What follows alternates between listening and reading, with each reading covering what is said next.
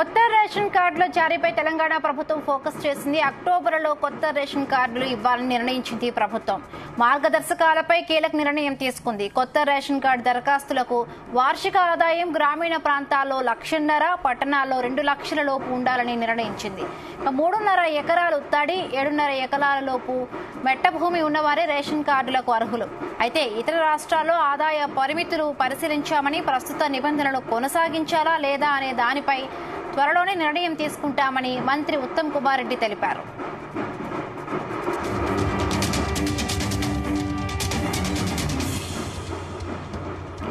రైట్గా కొత్త రేషన్ కార్డుకు కొత్త మార్గదర్శకాలను కూడా ప్రభుత్వం తెలిపింది. దీనికి సంబంధించి మరిన్ని పూర్తి అప్డేట్స్ మా బ్యూరో చీఫ్ నరేందర్ అందిస్తారు. నరేందర్.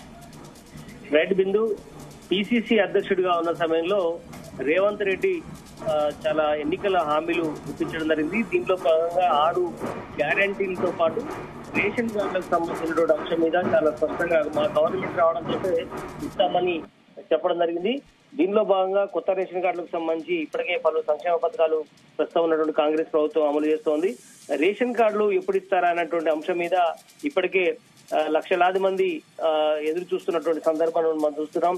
రీసెంట్ గా కేబినెట్ సమావేశం కూడా జరిగింది. దాని తర్వాత పలు నిర్ణయాలు కూడా తీసుకుని జరిగింది. ఇందులో కొత్త రేషన్ కార్డులకు సంబంధించినటువంటి విధి విధానాలు ఎలా ఉండాలన్న దాని మీద కొంత ఎక్సర్సైజ్ చేశారు. ప్రధానంగా ఈ రేషన్ కార్డుల అంశం మీద అంటే ప్రధానంగా ఈ వచ్చే నెలలో ఖచ్చితంగా రేషన్ కార్డులకు సంబంధించింది ఒక నిర్ణయం ఉండే అవకాశం ఉంది. ప్రస్తుతం అయితే ఆ మార్గదర్శకాలకు అయితే మనకు లీక్ లో వచ్చింది. దీంట్లో ప్రధానంగా పట్టణ ప్రాంతాల్లో ఒక రకమైనటువంటి పద్ధతి, అదేవిధంగా గ్రామీణ ప్రాంతాల్లో ఒక రకమైన పద్ధతి పాటించాలనేటువంటి ఆలోచన ఉంది. మన గతంలో కూడా అనుకున్నట్టుగానే అదే నిజమవుతుంది. 3.5 ఎకరాల పొలం అనుకోవచ్చు, లేదా తడిగా చెప్పొచ్చు. అలాంటి ల్యాండ్ కానీ అదేవిధంగా 7.5 ఎకరాల లోపు మెట్ట భూమి అంటే మనం తెలంగాణలో చెలక అంటారు. ఇట్లా ఈ రకమైనటువంటి గైడ్ లైన్స్ ఉన్న వాళ్ళకు మాత్రమే, ఆ లోపు ఉన్న వాళ్ళకి మాత్రమే రేషన్ కార్డులు ఇస్తే బాగుంటుంది అన్నటువంటి నిర్ణయానికి వచ్చినట్టు కూడా తెలుస్తుంది. అదే ఆదాయానికి విషయానికి వస్తే గ్రామీణ ప్రాంతాల్లో 1,50,000 ఆదాయం లోపు ఉన్నటువంటి వారికి మాత్రమే రేషన్ కార్డు ఇవ్వాలి. అదే సమయంలో పట్టణాల్లో కావచ్చు, నగరాల్లో కావచ్చు 2 లక్షల లోపు ఆదాయం కలిగి ఉన్నటువంటి వాళ్ళు, అంటే 2 లక్షల లోపు ఉన్న వాళ్ళు అంటే ప్రైవేట్ ఎంప్లాయీస్ ఎవరైతే ఉంటారో వాళ్ళందరూ కూడా సంవత్సర ఆదాయం 2 లక్షల లోపు మాత్రమే పట్టణాల్లో ఉండాలి. గ్రామీణ ప్రాంతాల్లో చిరుద్యోగులు కావచ్చు, లేదంటే వ్యవసాయ కుటుంబే కావచ్చు, లేదంటే ఎవరైనా కావచ్చు, కూలి పని చేసుకునే వారికైనా కూడా 1,50,000 లోపు మాత్రమే సంవత్సరానికి కలిగి ఉండాలి అనేది ఈ నిబంధన పెట్టాలనే ఆలోచన, మార్గదర్శకాలు ఉండాలన్న ఆలోచన చేసినట్టు కూడా తెలుస్తోంది.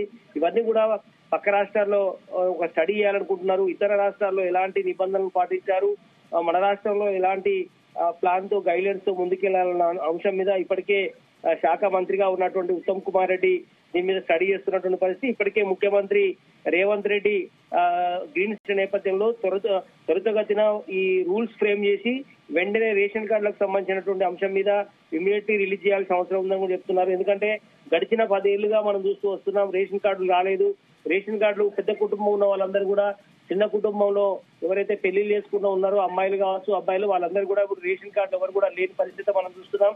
ఆ రేషన్ కార్డులు లేదు కాబట్టి చాలా మంది వాళ్ళు వివిధ సంక్షేమ పథకాలకు సంబంధించి లబ్ధి పొందాలన్నా కూడా చాలా ఇబ్బంది అయినటువంటి పరిస్థితి మనం చూస్తున్నాం. ఎందుకంటే ఇందిరమ్మ ఇండ్లు రాబోతున్నాయి. అదేవిధంగా నెలకు 2,500 రూపాయల మహిళలకు ఇవ్వాలనుకుంటున్నారు. గ్యాస్ సంబంధించినటువంటి సబ్సిడీ కావచ్చు, ఇతర బెనిఫిట్స్ పొందాలంటే ఖచ్చితంగా కూడా రేషన్ కార్డు కలిగి ఉండాలి. ఆ రేషన్ కార్డు ఉండాలంటే వాళ్ళకు ఆదాయం ఇది చూపించుకోవాల్సిన అవసరం ఉంది.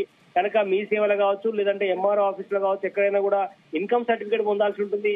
ఇన్కమ్ సర్టిఫికేట్ లో 2 లక్షల లోపు ఉన్న ఆదాయం వరకు మాత్రమే పట్టణాల్లో ఇలాంటి నిర్ణయాన్ని వచ్చినటువంటి పరిస్థితి మనం చూస్తున్నాం.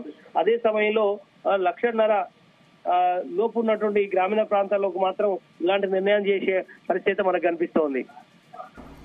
నరేందర్, అంటే ఇప్పుడు కొత్తగా రేషన్ కార్డు జారీ చేసే వాళ్ళకి వార్షిక ఆదాయంలో ఇవన్నీ కూడా కొన్ని మార్గదర్శకాలు సూచించింది ప్రభుత్వం. అంటే గతంలోనే కొంతమందికి రేషన్ కార్డులు జారీ చేశారు. వాళ్ళ వార్షిక ఆదాయం కొంత ఇప్పుడు చెప్పిన నిబంధనలకి కొంచెం ఎక్కువ ఉండొచ్చు.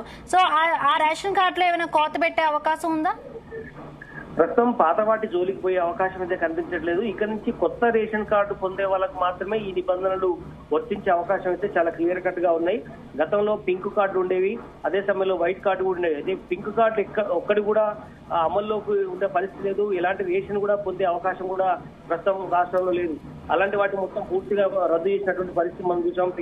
పూర్తిగా వైట్ కార్డులు మాత్రమే అమల్లో ఉన్నాయి. అయితే వైట్ కార్డులతో పాటు ఇప్పుడు అదనంగా మరికొంతమందికి రేషన్ కార్డు ఇవ్వాలనుకుంటుంది. ఆ రేషన్ కార్డుల ద్వారా పూర్తిగా వాళ్లకు రేషన్ సరుకులు తీసుకోవడానికి కావచ్చు, అదే సమయంలో మళ్ళీ హెల్త్ కార్డులను కూడా ఇవ్వాలనేటువంటి నిర్ణయానికి వచ్చినట్టు తెలుస్తుంది. ఇవన్నీ కూడా ఈ వారం రోజులనే గైడ్ లైన్స్ ఫ్రేమ్ చేసి దాని తర్వాత రేషన్ కార్డులు వచ్చే నెలలో ఇవ్వాలనేటువంటి ఆలోచన చేస్తున్నట్టుగా కూడా మనకు తెలుస్తోంది.